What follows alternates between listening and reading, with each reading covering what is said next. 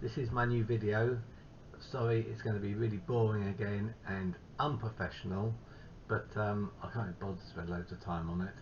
Right, so I've had my in my system, my solar panels now installed for 10 months, and I'm now uploading the data and drawing nice graphs on PVOutput. If you'd like to do this, it is quite simple if you've looked at my previous really boring video and really unprofessional video. In that video, you'll see it on YouTube, I am extracting the data and putting it into a function and then doing lots of displays.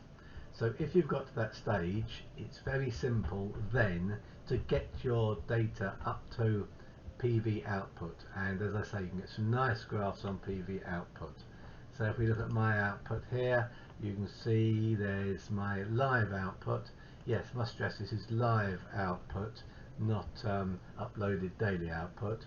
Live output is much more exciting, I think. So there's my live output for today. It hasn't been particularly sunny. Okay, so if you followed my previous video or looked at it or got it working, you will see that at 4 minutes 12 seconds there's a big brown function node in the middle, and that is collecting the data from your Solax inverter. Over the months that has changed quite considerably, and it now looks like this. I've tried to kind of rationalize it a bit and have different tabs to do different things. So this is basically the same as what you'll see at 4 minutes 12 seconds on the previous video.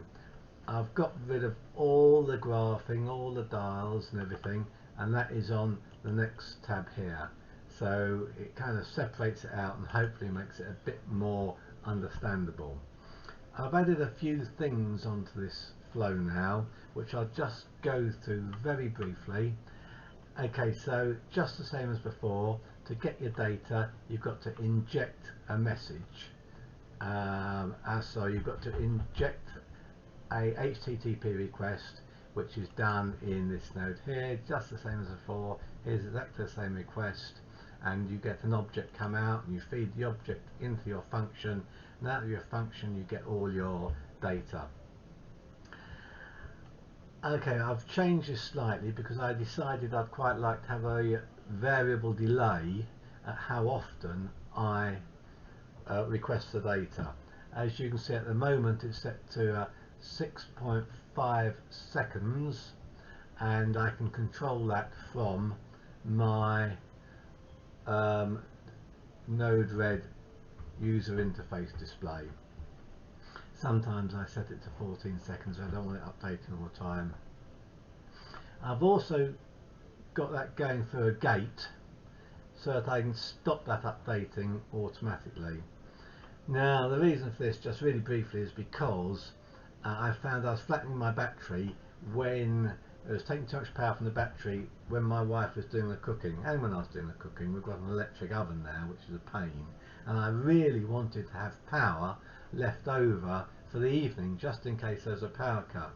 I didn't want the electric cooker oven to use all the power up between 5 and 8 o'clock.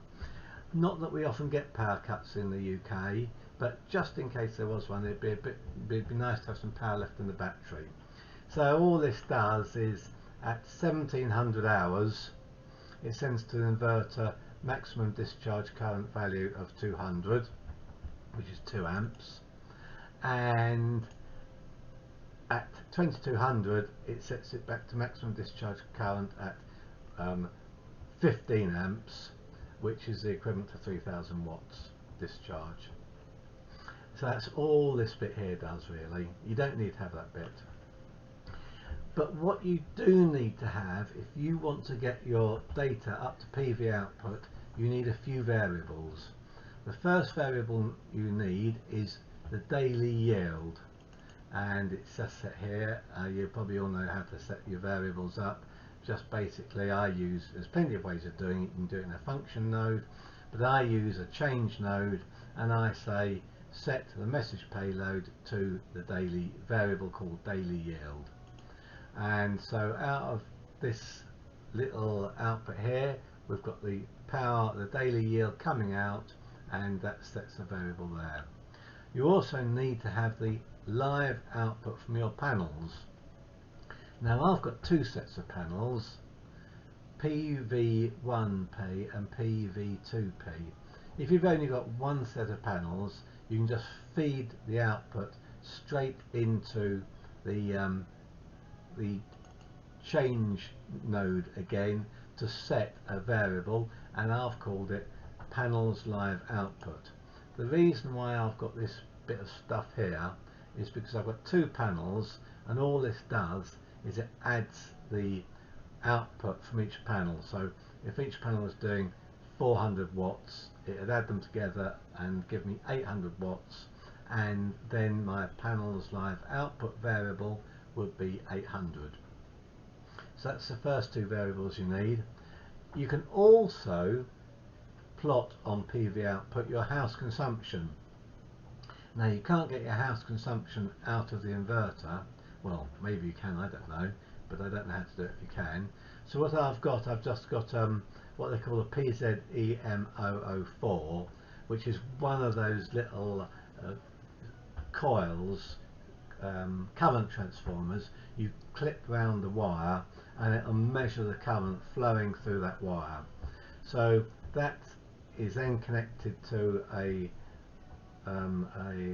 SON-OFF or a ESP8266, which sends the power, and it gets extracted here in this variable, the power usage of the house, and it sets the power usage in another variable called power consumption, a global variable called power consumption. And if I connect this up to here, we could probably see the power consumption at this instant. If I just do monitor, sorry about this, debug window, and that, and we should get a bit of output on that window in a second. As soon as that updates, there it goes. So my power consumption at the moment is 504 watts. Okay, so that's three variables we've got. You can also put up another variable called temperature, but you don't need to worry about that if you haven't got any way of measuring the temperature, and you don't really need to worry about this house consumption either, just to get a nice graph. If you look back at my graph again on PVOutput, you'll see that I've got power used, which is the house consumption, and if you didn't have that, your graph would look like that, and if you didn't have the temperature, your graph would look like that, which is quite nice, which shows your energy used in the red, it shows your energy generated in kilowatt hours, and your instantaneous energy that's being generated. Okay, so you've got those variables. Now all you need to do with those variables is to have this little flow here.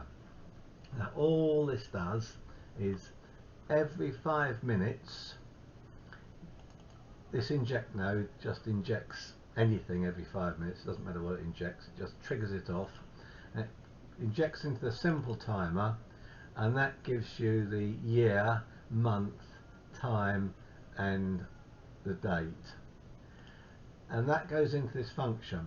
Now, this function does all the work. I'm not going to show you inside this function because it's got my personal details for PVOutput, but this is an exact copy without my details in it.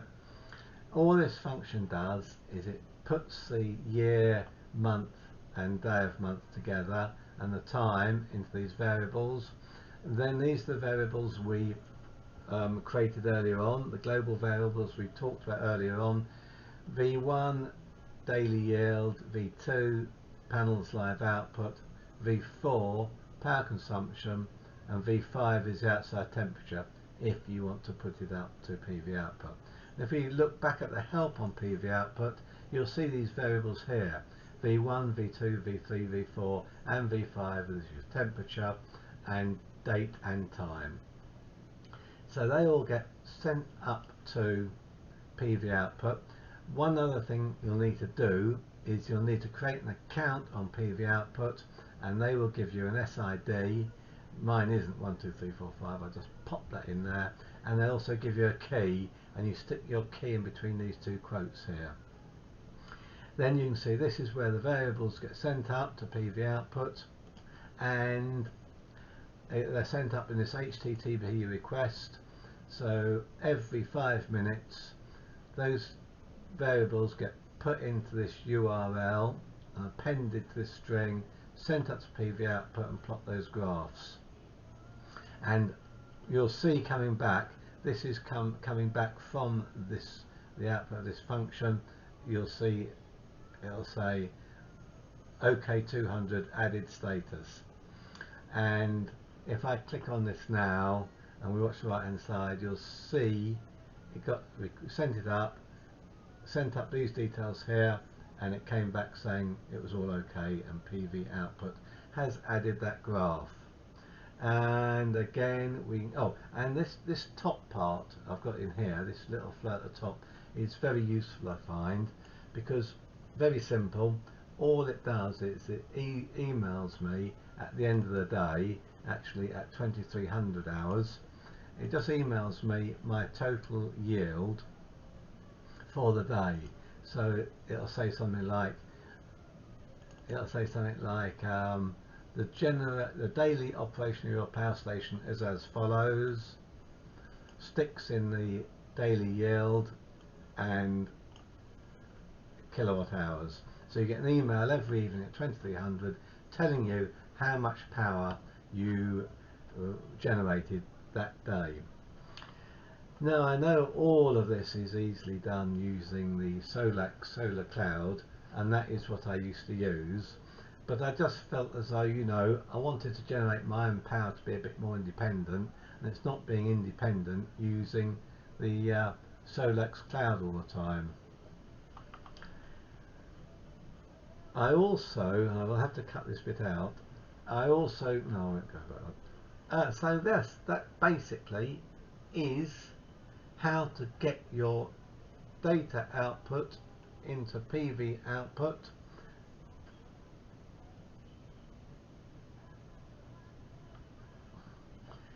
That is basically how I get my data from my Solax X1 hybrid inverter to PVOutput and draw these nice graphs. I'm not sure that it's all working completely right yet, because the averaging doesn't seem to work out on the PVOutput as other people's do. It keeps on showing 0.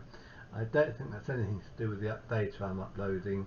It's some mathematical function in PVOutput that I'm not understanding properly. Well, I hope you found that useful. You probably didn't. It's probably really boring, and you don't have to look at it if you don't want to. And of course, this is all just my own opinion, and if you don't agree with it, that's fine. Thank you very much. Bye.